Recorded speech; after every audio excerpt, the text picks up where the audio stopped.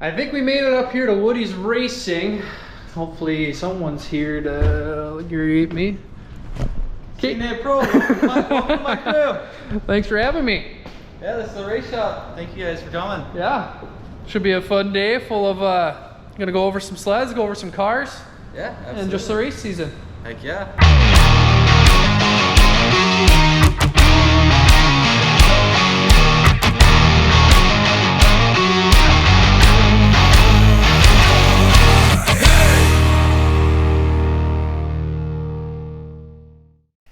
So guys, snow season's done. Moving on to the race world, to the dirt tracks. But how did this last winter go? It was definitely rough the first couple races. Yeah. Got a broken nose first race. Yep. Got ran over by my sled and 2 other ones. Nice work. Yeah, definitely wasn't fun, I can tell you that much. But next I came back and won, and so that was a huge accomplishment because that'd been my first win. Because I didn't get to race last season because of my knee. I only got the first 2 races and then hadn't had a win the season before that. So it was my first win in technically 2 years. So I was super excited. And then Iowa just wasn't the best race for me. Just that was where I tore my ACL, and that was like a year ago that weekend. So it was just I was kind of riding to be smart, but like I didn't ride to my full potential, which bad on my part. But I'm glad I made it another weekend safely and stuff. But I got another broken nose in Fargo the weekend after. So I had 2 concussions and 2 broken noses in the first month, and so it was an interesting season to say the least. A lot of mechanic work, that's for sure. Yeah. A lot of mechanic work. Where'd you finish at the end of the season points-wise? So I finished 3rd in points. So I mean, with the season that I had, because I battled, had this horrible lung cough, so I first couple laps on the track and just winded and super bad. So that was kind of near the end of the season, and then I rolled my ankle really bad at ERX, and then was doing good the week before Geneva, and then rolled it again on Thursday. So ankle injuries, and just for considering the way that it was, it's ended up good because we were kind of adding up the tallies and stuff. And if I would have finished my first final at Fargo whenever my sled broke, I didn't even get a DNS because she didn't make it past the start line, so it was broken ball joint, so right off the start. And so I got it counted me as 13th, and so it's lost all the points. Well, I finished 20 points behind second, and then I had a lapper wreck in front of me twice, both nights at Deadwood. So I got 8th both nights, and so we're just kind of adding up the tallies. And I would have probably finished 2nd in points and had a good run. She would have really been competing for the championship. Right. So and even dealing with the injuries, sickness, and then of course breakdowns. But I mean, like I said, considering how the year went, I'm really glad that I was sitting in the 3rd place spot. But I would be back, too, for sure. coming back next year for a championship. I've been looking for it, so it's gonna be my coming up 5th year in women's, so I'm super excited. Good. Now we've actually heard a lot of questions about you there, Mr. Kaden. So you're wrenching now a little more often, not running as many races. What's the reason for the switching? I've had a lot of injuries over the years, and I just want to take a step back and focus on myself and my health and stuff like that. And I just a face injury, shoulder, both my knees, I guess both shoulders and both my knees. So it's just you know what, I need to take a step back. And the last race I ever raced, it was actually it was at Eagle River, and I came up really short on a really big triple, and I faced into it, and I took the bars to the chest and separated 3 ribs, and I was like, yeah, you know what, I'm just gonna take a step back. Well, I like the race car thing, and I'm really gonna vibe with that. So it's actually going really good with me. So I've been focused on that, but with Taven, I want to help her win a championship. So I want to. I mean, we make a pretty good team. Sometimes we do want to rip each other's head off. Well, that's kind of a sibling thing. That's a sibling so thing. I got siblings too. I know how that is.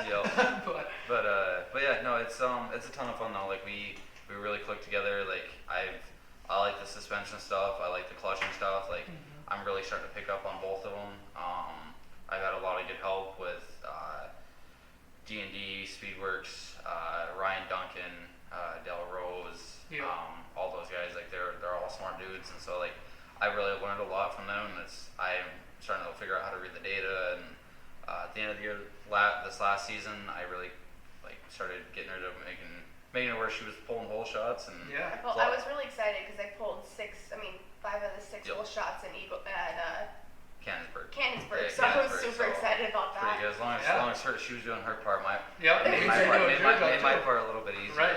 But no, it's I just I don't know, just taking a step back. It obviously kind of sucked a little bit, but I don't know. It's a lot of fun to be able to see her succeed, because then it also like knows that like I'm doing my job good too, and but no, it's been a lot of fun kind of managing the team too. But also it helps too whenever he does like mechanic, because he knows from a racer standpoint you don't get a whole lot of actually mechanics that used to be racers or still are, because like so he hopped on my sled a couple times, like when I said something felt funny, he hopped on my sled and found out I was able to ride it, diagnose it, and be like, okay, like we need to do this, we need to do that, or else I'd ask questions from last year with Dale on the team, and he's like, hey, we'll try this on the clutching, or try this with suspension, or else I'd call Mike Japp at Fox and be like, hey, like, is there any questions that you can, or any pointers you can give me? And I like that stuff, like being able to learn and be able to, I guess, progress myself, not only myself but also her and like her equipment. And,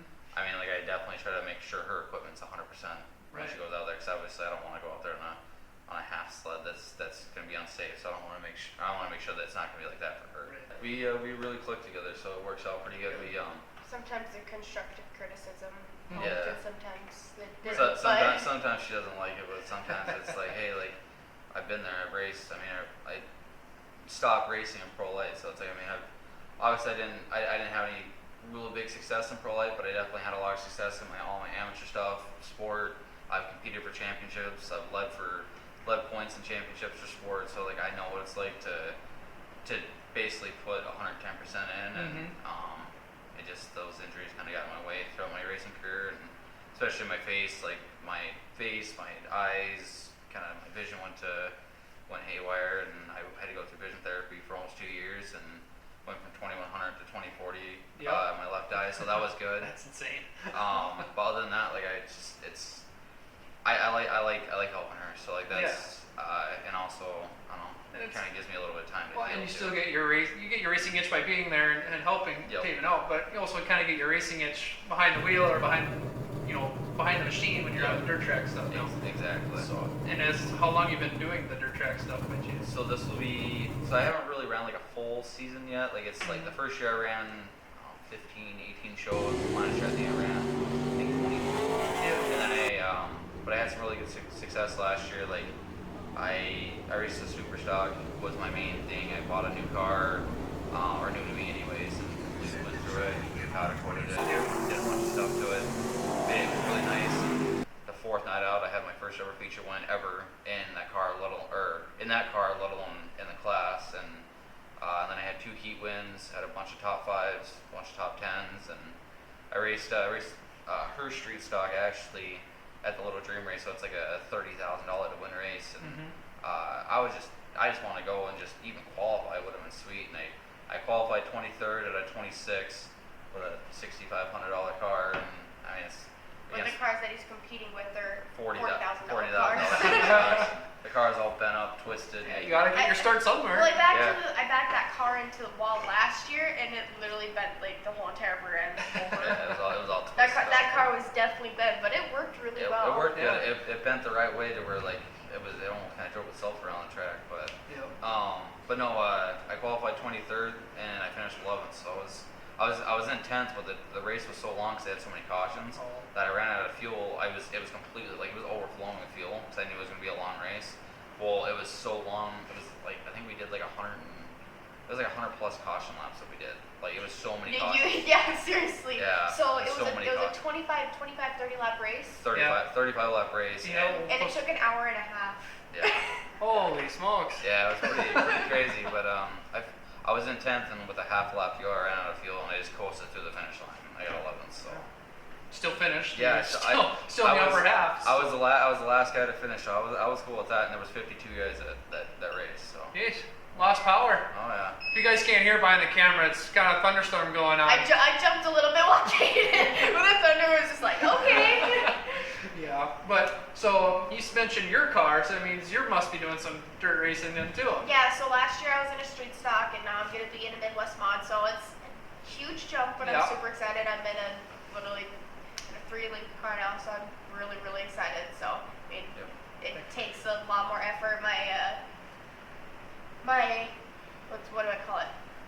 My Aggressivity from yes, Snocross. Yeah. it's definitely gonna pay off with this. Oh, And then for sure. also like I gotta make sure that I'm 110% committed to my like fixing my car no matter Yep. what. Making Her sure maintenance my program. maintenance program. Thank you. But- Maintenance program, especially on a race car. I mean, like she's racing open wheel modified, we put it that way, and so if you bump tires at all, you can bend stuff really Oh, easy. yeah. So it's like You gotta make sure that you pay attention whenever you go through your stuff, or else it's I mean, maybe you grab cars are a lot more finicky than snowmobiles.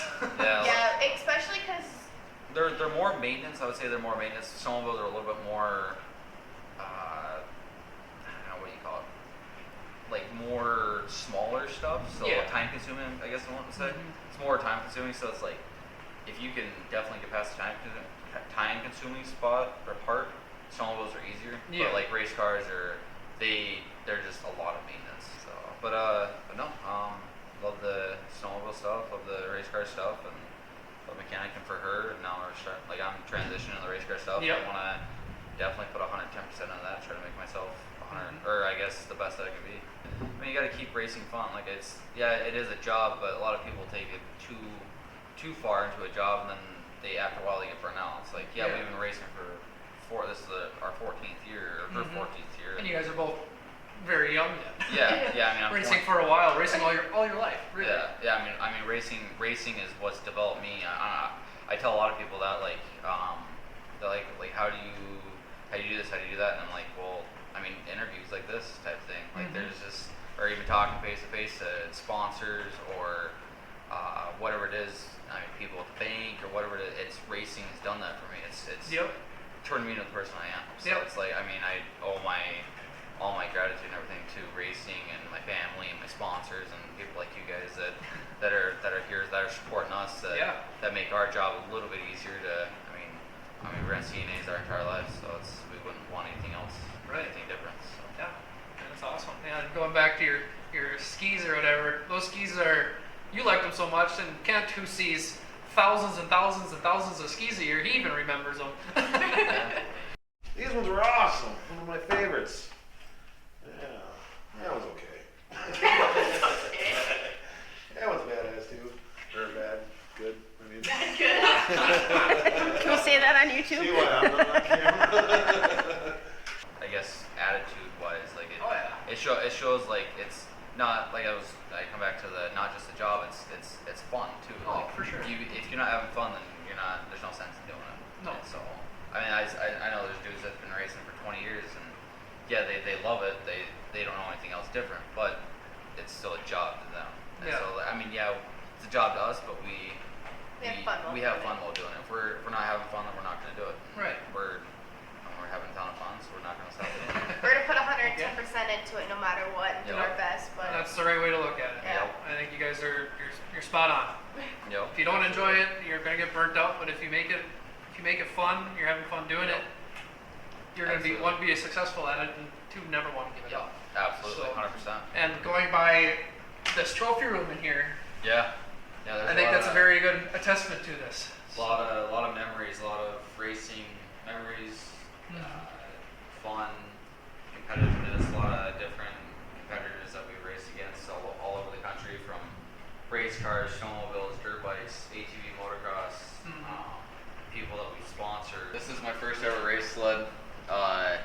I was actually the first ever skis that I ever got from you guys. So Really? Yeah, first ever CNAs that I ever bought. So. Kent, there's stickers underneath here.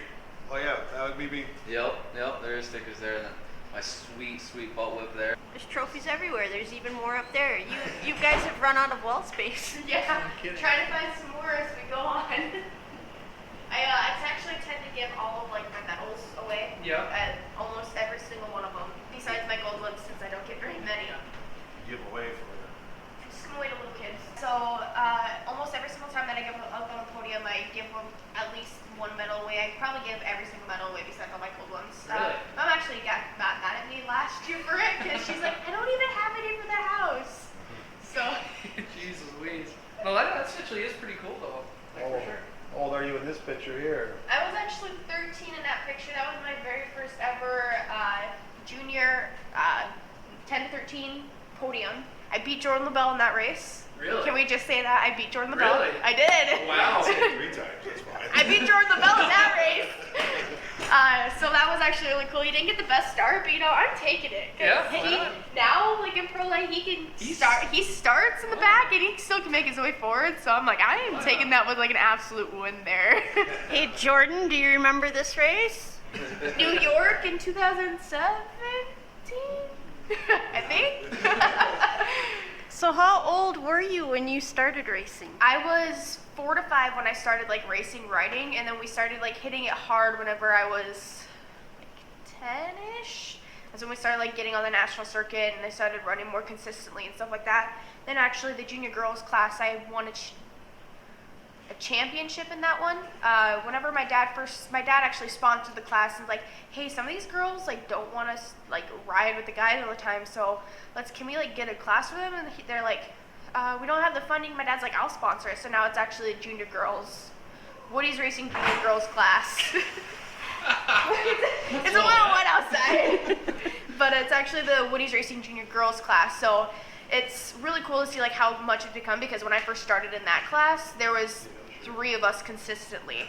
Now there's 10 to 12 consistently. So it's really cool to see how like that's grown and how many little girls are coming up into the circuit. So it makes it like a little bit more special, because I was once there and I was once started there. So it just makes it special.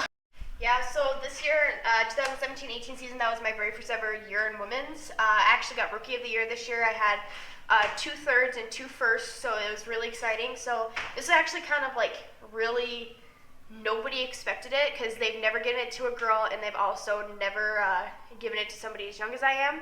So it's really exciting. So this is forever going to be a moment that I'll hold high, because, I mean, you don't get a lot of girls that do that, especially in pro women's, because you always got like Malene, Megan, Elena Oman when she was over, and Marika Renheim. So those are always like your top girls.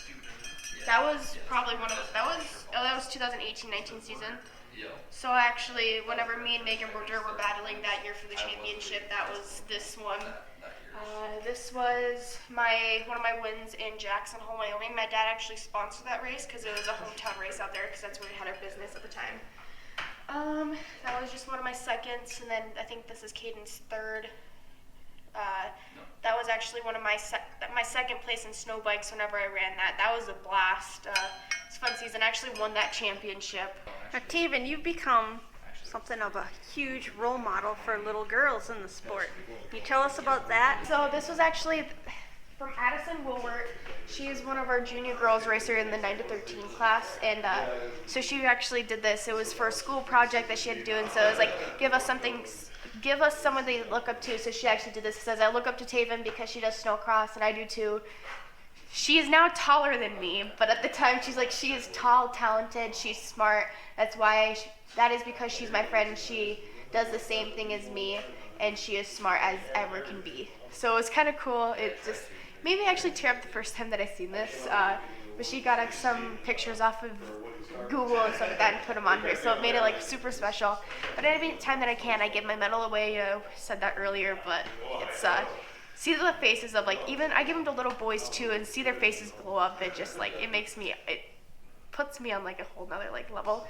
I have a poster of a little boy somewhere in here, but he actually gave me a poster because I gave him one of mine, so it just made it a little bit special. So this is Tucker. So everybody go and follow him on Facebook, and he's the cutest little boy, and he does pretty good in racing, so you gotta watch out for him when he ever gets older. What was your start into everything? So how I got started was we put on some little races out west in Island Park, Idaho, at our our grocery store type thing and towing business. And the paramedic that was on duty or on call that day, he sent in a resume for me to RDX. Cause I had an old F570 that was converted into a race. So that's how we kind of got started with Articat, and I raced a bunch of like little regionals and stuff like that out there. It's called the MWR series, or Mountain West Racing, I think. Okay. Yeah, MWR. Yeah, Mountain West Racing Series, and we just kind of went from there. And then I did a bunch of hill cross races, and I mean hill cross races out there. They're 2 miles long, and they're up and down and side to side. They're one lap race that takes 5 minutes type things. But no, that's kind of where I grew up doing that, and that's how we kind of got started. And then when did you guys move back to Minnesota then? We moved here in full time in 15. So what do you guys do for, besides racing now, what do you guys do beyond that? My dad and I, we own a manufacturing business. We manufacture custom trailers from tilt beds, like those little lawn and garden tractor trailers. We do custom fabrication. We do powder coat, sandblast, painting. We do pretty much anything metal works. We do aluminum. We do aluminum trailers. What else? We do basically pretty much anything trailer building wise. We built a couple of big goosenecks for like equipment for like 48-foot goosenecks for dozers and stuff. So. And then we also built like a couple enclosed construction trailers and stuff like that. But on top of the manufacturing, we have a touring company. So that's what Kaden more works inside the shop, and then I sit in the office and she does dispatch and stuff like that. I dispatch for that, and I do all of our building stuff. And as much as I absolutely love sitting in the office, I'd much rather be out in the shop doing something. But so keeps us busy for sure. It's like a full-time, like, well, this is that job there, and then this is like a year-round thing for sure, so staying busy. Racing's a full-time job, no matter. So you guys are rebuilding, rebuilding an old car trailer, kind of do a little bit of both, aren't you? Yep. So we sold our big trailer with a raisable roof. We I don't know, we loved it, but we just were like, hey, it's time for something new, and so we bought this one just to kind of get us through the summer and the winter. And we're actually, my dad and I, we're building a trailer on our own. So it's gonna be, I think we're gonna do it out of all aluminum, and it's gonna be a 40-foot or a 38-foot tag, or bumper pole, and we're pull it behind our coach. We just wanted a little bit more room, especially if there's only a few of us that are gonna go, and there's not gonna be 12, 15 people constantly. We're just gonna have then that way we can have a bigger coach. We can be able to sleep and save a little bit of money on hotel rooms too, because obviously the way the world is right now, it's getting a little out of hand with prices. We rewrapped all the walls in here. We put it's all brand new wall, or at least vinyl. It's all wrapped with all the Automark, General Formulations Automark. We're gonna put new doors in the back, new swing open doors. We're gonna take these ones out. We're gonna put we gotta put new flooring in. And pretty much just setting up the way we want. Like I think we're gonna have we're looking to getting a shock dyno. Probably getting a shock dyno here for race car stuff and snowmobile stuff both. For sure. Other than that, a lot of cabinet space. Thankfully, a lot of cabinet space. We can definitely got a lot of stuff, a lot of space here. So our other trailer was obviously spacious with the raisable roof, and that's actually what we're doing with our new trailer. We're gonna build. I think the first half of it's gonna be raisable roof, and then it's gonna be a dual slide out, so one on each side. I think we're gonna offset them that way they can kind of come together like this instead of together, and that way it's not too skinny. Are you doing like that'll be in front of the axles and that slide out then? It'll be in front of the axles, and we're gonna have two man doors. We're gonna have the one up here, like how this one is. And then we're gonna have another one towards the back, and that way you can have two doors. And then obviously this is a stacker, so you'll be able to peek up there. I can't see up there right now, but So we. No, that's cool. It's gonna be quite. It'll be nice when it's all said and done. So. It'll be really good, and we'll kind of get the first one out of the way and build our. We're gonna actually work together with elite custom coaches and transporters over in White Bear Lake, Jim Bergman and his whole family. They're really good family friends of ours, and I actually bought my late model from them. So they're gonna help us build one, and I think we're gonna do it all out of aluminum. You're gonna have quite the setup when it's all said and done. This is, like I said, this is just kind of a filler trailer, and we're gonna keep it for our car racing and the sled stuff. When's the first race with this one? Hoping next weekend if the rain ever stops. It'd be nice. So you'll be running the street one. Then you got your late model back there, and then Taven runs a Midwest mod. And then any other cars you guys are running beyond that? I got a super stock back there. Anyway, guys, thanks for letting us and give us a tour. Hopefully we can get you guys down into Hutchinson and see how the skis are made. I think that'd be pretty fun. That'd be a blast. But other than that, I have had a lot of fun. I'm sure Kent and Nancy back here have had a lot of fun too. Probably can't even see them. There they are. But yeah, like I said, appreciate you guys letting us come out, and good luck this summer on the dirt tracks, and of course we'll see you on the snow as well. Absolutely, look forward to it. Thank you guys for coming. Thank you.